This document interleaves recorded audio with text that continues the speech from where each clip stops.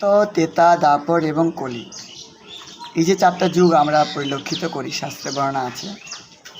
এই চার যুগের যুগ বৈশিষ্ট্য এবং যুগের প্রভাব অনুযায়ী মানুষের আয়ুষ্কাল, মানুষের শক্তি সামর্থ্যের সীমাবদ্ধতা, এই সমস্ত কিছুর উপর নির্ভর করে শাস্ত্রে এই যুগসমূহে মানুষের আচরণগত কর্ম এবং ধর্মের কিছু পার্থক্যতা দেখা যায়।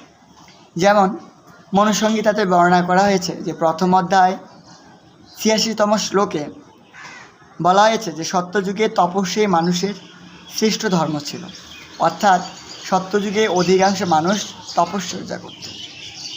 ত্রেতাযুগে জ্ঞান অর্থাৎ আত্মজ্ঞান লাভ করে মানুষ ক্রমান্বয়ে যজ্ঞের প্রতি ধাবিত হতো, এবং দ্বাপর যুগে যজ্ঞ অনুষ্ঠান এবং স্ত্রী বিগ্রহের অর্চন, এবং এই কলিযুগে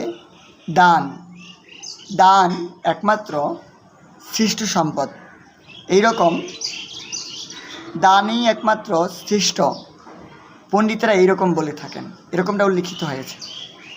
তো এই যে কলিযুগে দান, সত্যযুগে সাধারণত তপস্যা করত, ভগবানের ধ্যান করত, কারণ সেই সময় মানুষের কাছে যথাযথ সময় ছিল, মানুষের চিন্তা চেতনা ধ্যানের জন্য উপযোগী ছিল।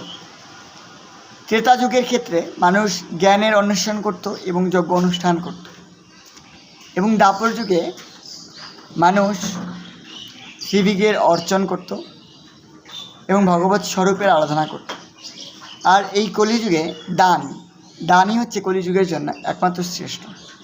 তবে আমরা মনে করি যে অন্য দানই মনে হচ্ছে শ্রেষ্ঠ ধর্ম। বস্তুতপক্ষে পরম তত্ত্ব সম্পর্কে যথার্থ জ্ঞান দান হচ্ছে কলিযুগের শ্রেষ্ঠ ধর্ম।